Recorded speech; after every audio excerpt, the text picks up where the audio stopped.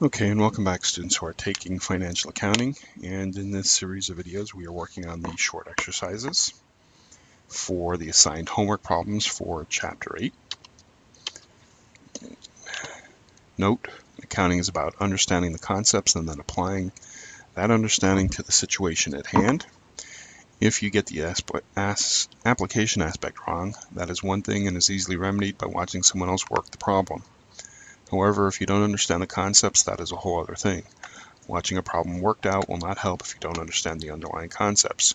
Go back and study the text material again and watch the theory videos. If you still don't understand the concepts, then either email or telephone an instructor to get help with that understanding. Right, so we left off with 8-4 in the last video, so we're on 8.5. Right, so errors in accounting for long-term assets. Right, Noxon Inc. repaired a piece of equipment at a cost of $3,000, which Noxon Inc. paid in cash. Noxon erroneously capitalized this cost as part of the cost of the equipment. So they were repairing a piece of equipment, right? And when they repaired it, it was for $3,000. But what they did was they capitalized it. In other words, maybe that piece of equipment, let's say it had cost $10,000. Well, when they were, when they booked that equipment, they would have booked that as an asset, the $10,000. But when they ended up repairing the equipment, that wasn't a part of the capitalization. They actually put it against the assets. So they have like $13,000 in the asset account itself, when really they should have only $10,000, and that $3,000 should have been expensed because it was a repair. Okay, it's sort of like buying a used truck, or and you repair it before you put it on the road. Well, then, yeah, that repair would be part of the cost of the truck itself. But if you buy the truck and then you put it on the road, now you put it into usage, and any repairs that come due to usage end up being expensed. So that's what that means. So it says here, journalize both the incorrect entry the accountant made to record this transaction and the correct entry that the accountant should have made. How will this accounting error affect Noxon's net income? And ignore depreciation. Right, so the incorrect entry, all right, let's just use this as an example, and I'm going to expand upon this. They buy this piece of equipment and they pay $10,000 for it. So the original entry for the purchase of the equipment would be to debit equipment for $10,000 and then credit, and let's say they just pay cash for it for $10,000. Okay. Now, and here's where the incorrect entry comes along. So they have to repair, they put this equipment into usage, right? Whether it's a printing press or something like that, they're actually using that piece of equipment. So, but all of a sudden they need to repair it. Well, maybe that repair came within a week of, say, they're purchasing it. And so the accountant goes and he debits equipment for $3,000 and he credits cash for $3,000. Okay, that is the incorrect entry, right? That's incorrect. Right? The correct entry that should have been put on the books would have been something like debit repair expense, or maybe debit maintenance expense. All right, something like that for $3,000, and of course the credit to cash for the $3,000. Okay, so that's the correct journal entry. Now, we didn't make that journal entry, all right? So it says here, how will this accounting error affect the net income, right? So let's think about it. If I have revenues, and I'm just going to make up numbers, and this is, if you don't understand something or you're trying to figure something out, it helps to just put numbers so that you can see things. You do it enough and you understand the relationships, you don't have to use the numbers. You could just think through the concepts. By now, you should have an understanding of revenues less expenses gives you a profit or loss. Well, if I don't put my expense there, okay, that means my revenue, my profit or loss is greater than it should be. So my net income is quote unquote overstated, okay? But, that's just the whole thinking, understanding the whole concept. But if we have to, let's put numbers to it. So I have $100,000 in revenue, and then I have expenses. And let's say my expenses are $45,000. So my profit or loss is $55,000. Okay. Now, because I made this entry, which is reflected in this expense, notice I didn't, there is no expense here, right, in making the incorrect entry. So if this was what my income statement looked like, my expenses are $45,000, I end up with $55,000 as my profit or loss.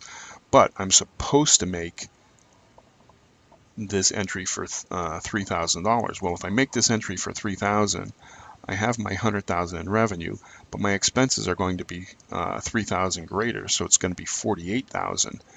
The difference between those two means it should be $52,000.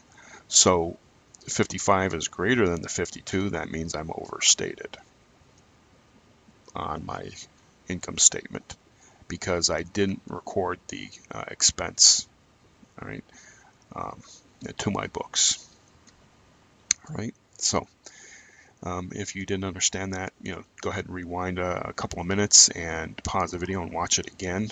All right, but by now you should be at a point where you're understanding this, and if not, and you watch the video again and you still don't get it, feel free to contact an instructor. Okay. Right. 8.6. All right. So it says here, the concept of depreciation. Now today I'm tongue-tied. Jody Martin just slept through the class in which, yep, been there, done that. Professor Ibanez explained the concept of depreciation. Because the next test is scheduled for Wednesday, Jody Martin telephones Hannah Svensson to get her notes for the lecture. If I'm Hannah, I'd say, sorry. But anyway, Hannah's notes are concise. Depreciation sounds like Greek to me. Good for her. Jody Martin next tries Tim Lake, who says he thinks depreciation is what happens when an asset wears out, which is true. Dave Coe is confident that depreciation is the process of building up a cash fund to replace an asset at the end of its useful life. That is not true, right? That's a sinking fund, right? Explain the concept of depreciation for Jody Martin. Evaluate the explanations of Tim Lake and Dave Coe, and be specific, right? So depreciation, and you can read this in the solution, okay? I'm not going to write it out word for word, but basically you are expensing the cost of the asset over its useful life, right? And you have to, and as part of that, you also have to take into consideration, salvage value, right? Remember that as part of depreciation. And the reason why we're using depreciation is because of the matching principle, which is part of the generally principle, which is part of GAAP, right? Generally accepted accounting principles. And the matching principle states that we want to match up our revenues with our expenses in an accounting period. And that's why we take depreciation, because if we book $10,000 for the asset, okay, and we're generating revenue on our income statement, well, if this asset is depreciating, okay, I mean, because we're using that asset, think of an automobile, you're using it, well, you're not capturing that expense. It's called a phantom expense because there's no paperwork that's automatically, it's not like an invoice where you can invoice to know that the transaction occurred. So you have to make the adjusting entry in order to capture the depreciation expense, so that it's, you're matching up that depreciation during the accounting period for whatever revenue is being generated. Okay, so that's what depreciation expense is. Okay, so now it says here, what did Tim Lake say? Tim, who says he thinks depreciation is what happens when an asset wears out. Okay.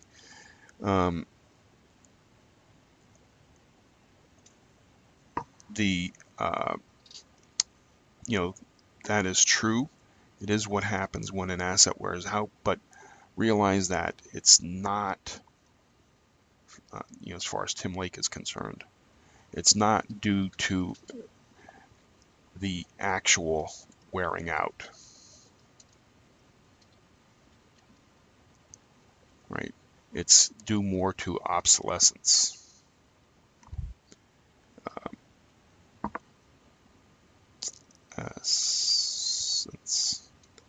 It's due to obsolescence. Think about your cell phone. It's going to be obsolete in 6 months, a year, right? Perfectly good cell phone. Okay, nothing wrong with it. You haven't worn it out physically, but you depreciate it because of obsolescence. Okay. Yes, wearing out does play a part, especially if you think in terms of units of production as far as depreciation method.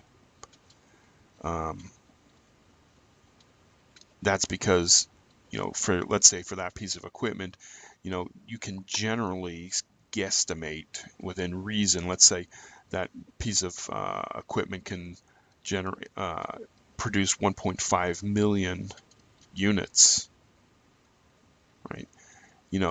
Generally that's the physical wear on that piece of equipment. Okay, however long that takes. It doesn't have to be 3 years, doesn't have to be 5 years. It's just you're depreciating it because of the number of units. Now, granted, that piece of equipment can last longer than 1.5 million units, and it can also be shorter than 1.5 million units. But units of production is more closely related to the physical wearing out of something versus its obsolescence. But still, even units of production is based upon obsolescence. Okay, and then David Coe says,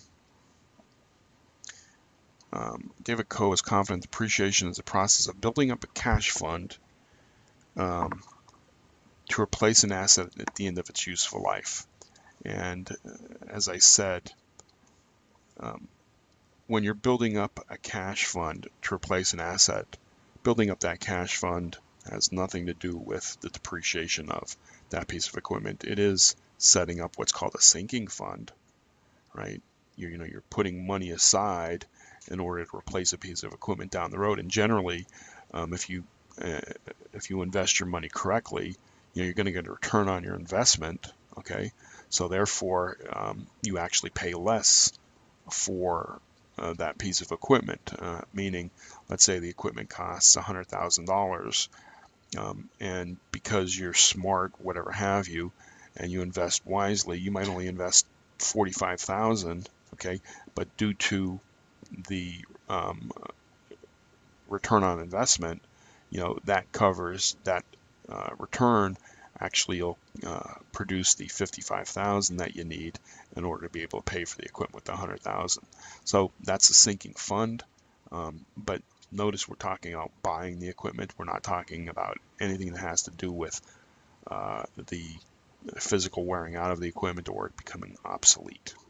Okay, so that's it for this exercise. Again, if you don't understand it, pause the video, go back, watch it again. And if you still don't understand something, feel free to contact an instructor.